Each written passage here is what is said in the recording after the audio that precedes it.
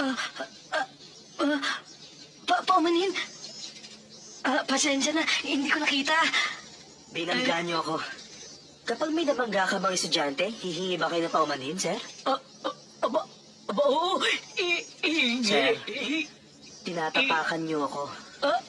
Aba, naku, paumanhin.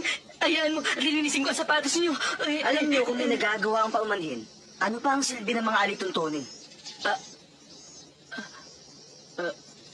Alam ko namang ako talaga ang black sheep sa eskwelahan.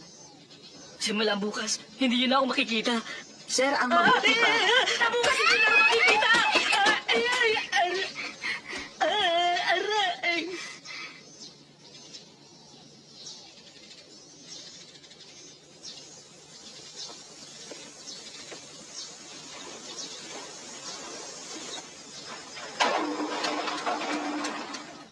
Sir, wala lang kayo sa inyong sarili.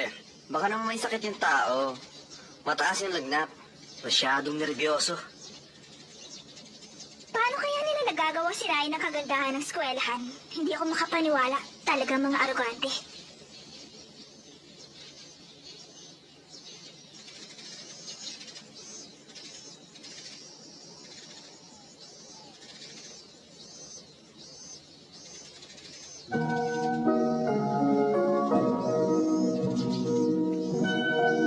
Ray, anong ginagawa mo? Tayo na!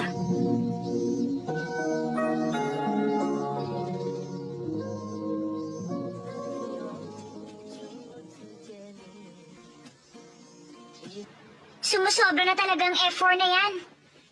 Totoo sinabi mo, lalo na yung leader ng F4 na yan na bumastos sa professor namin. Talagang nakakainis.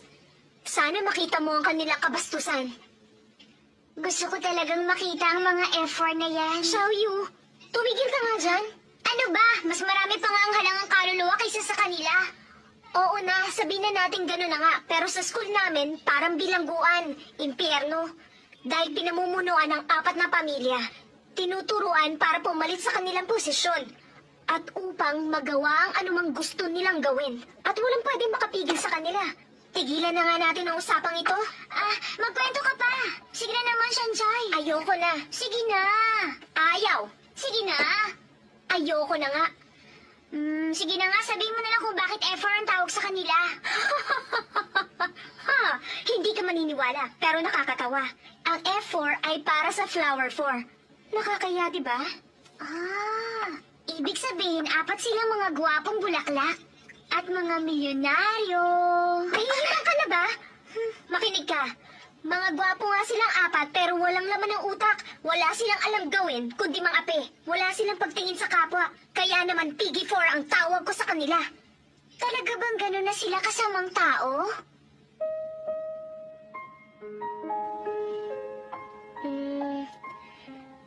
Merong isang kakaibang ugali sa kanilang 4. Mabuti na lang may naiba sa kanila. Uy, Shanchay! Sa palagay ko, interesado ka sa isa sa kanila. Tama ba? Kuya, wala pa yan sa aking isipan. Nakapagpasya na ako. Sa loob ng 4 na taon, dapat utak mo nang gagamitin. Maging maingat. Pag walang kinalaman sa akin, hindi ko muna papansinin. Kakaiba ako sa kanila. Kung di lang dahil kay Mama, hindi ako papasok sa eskwelahan yun. Shanchay, malaking pinagbago mo na mag-aral ka sa Yingde. Natatandaan mo ba nung high school pa tayo? Yung matabang lalaki nang bastos sa akin? Nakalimutan ko na ang pangalan niya. Tinuruan mo siya ng leksyon at sa palagay ko, natuto naman siya. Hindi na nga siya bumalik at wala na nang babastos sa akin simula nang gawin mo yun. Natakot na silang lumapit sa akin. Hindi ko alam pero malaki ang pinagbago mo. Hindi na ikaw ang dating si Shanchay.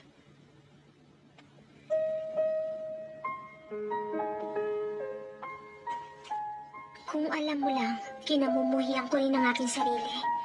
Nagtatago sa anino ng karuwagan at nagpapanggap araw-araw ni hindi ko nagawang tulungan si Asyo. Sumusunod lamang ako sa agos ng panahon. Hinahayaang lumipas ang panahon. Hindi ako dapat magkaganon.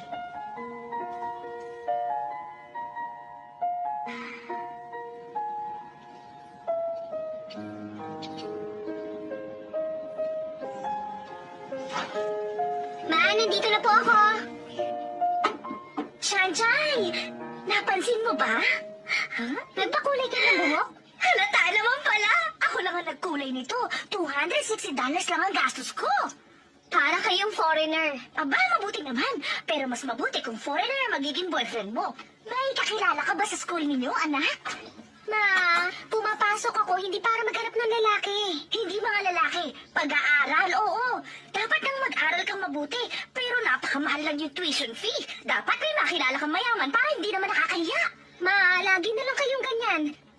Mahirap lang po tayo. Pero ang gusto nyo, ipasok ako sa exclusive school. Dad! Nandyan na naman kayo. Oras na ng pagkain. Hayaan mo na siya. Mas mabuti pa sanang nasa normal college na lang ako kesa sa Yingti. May mga topa ka mga tao doon. Hindi sila nag-aaral. Lagi na lang nasa isip Louis Vuitton, Prada, Chanel. Eh tayo, kukunti lang naman ang pera natin. Ang di ako bagay sa kanila, no? Ma, pwede bang tumigil na ako sa pag-aaral para wala ka nang binabayarang tuition fee? Nahihibang ka ba?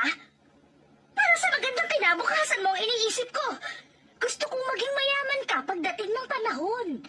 Makasama mo kami na tinitingala sa lipunan. Na para bang isang celebrity. Kaya kita ginagastusan. Sa abot ng lahat ng aking makakaya. Namumulista lang ako ng ibang tao para lamang makapasok ka sa kolehiyong yan. Tapos sasabihin mong titigil ka na sa pag-aaral? Sinisira mo ang magandang pangarap ko. Para sa buhay natin. Ano nangyayari sa inyo? Dad, ang gawin. Honey! Ano nangyayari sa'yo? Ang tumainin. Okay ka na ba? Ha? Ano na?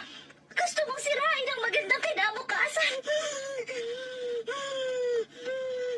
Oh, sige. Sige, Tama na yan. Kumain na tayo. Maupo ka na. kumain na tayo. Sige, Gutom na ako. tumigil ka nga dyan. Ano ka ba naman? 4 na mangkok na nga ang nakain mo. Wala na makakain ang anak mo. Pero nagugutom pa ako. Gutom ka pa? Pero hindi mo kami kumakain. Inubos mo na nga lahat ng ulam. Hindi ka man lang nagtira. Kasalanan mo ang lahat ng ito. 20 taon ka na sa trabaho mo. Wala ka senso. Honey, ano ba? Bayo pa si Sanchay. Tumigil ka nga dyan. Bakit si Mr. Wang na kapitbahay? Naging assistant manager na. Kaya lang na-demote nga lang ng 2 beses. Pero ang mahalaga, na-promote naman siya. Pero ikaw, empleyado ka pa rin hanggang ngayon. Honey, ganito. Makinig ka. Anong halaga ng promotion kung madedemote ka naman? Ako, pareho pa rin. Tulad ng dati sa mahabang panahon, isang empleyado. Pero dapat may pagbabago sa ating buhay. Sanjay, alam mo ba, nung bata pa ang daddy mo, pangarap niyang maging isang host. Tama. Pangarap ko yun. Mag-iensayo yan ang pamulususunod. Hindi naman. Mali ka dyan. Ang manok ng Jungli Bushin, malasa, katakam-takam, malambot, katamtaman. 1, malasa, 2, masarap pa. Di ba? Ganyan siya. Paano ka magiging artista? Hanggang sa pangarap na lamang ang iyong ama. At yan ang namana mo sa kanya. Exclusive school na ang pinapasukan mo, titigil ka pa? Bakit ang kapitbahay natin si Si Mr. Wang? Di ba? Binanggit mo na naman ang Mr. Wang na yan, ha? Dahil marunong siya sa takbo ng buhay. Paano mo nasabi yan? Dahil wala ka ng silbi sa inyong kumpanya. Wala ka rin silbi sa bahay. Si Mr. Wang may silbi sa pagkababae ng kanyang asawa. Ikaw, wala kang silbi sa akin bilang asawa. Tumigil ka nga. Nagsisilbi na lamang tayo. Hila ka naman sa anak mo. Kaya ka na ba talaga? Ano ba? Wala ka na silbi. Ginagawa ko naman ang tungkulin ko bilang isang ama. Anong tungkulin? Wala ka ng silbi. Ito ang tandaan mo. Maliit ang lahat ng parte ng katawan mo, pero napakalaki ng buhanga mo. Dakdakan na dakdak maghapon. Pwede po ba? Tama na awayan. Di na ako titigil sa pag-aaral. Talaga? Narinig mo ba? Mag-aaral na siya. Wala na tayong dapat magtalunan pa. Ang totoo naman, Masyado kang may silbi ka pa rin mainit ang ulo. bilang asawa. Masyado ka nagpapadala sa Oo mga nga, damdamin mo. pasensya ka na. O sige, kumain ka na. Pero alam mo, Yan. napakaganda mo pa rin.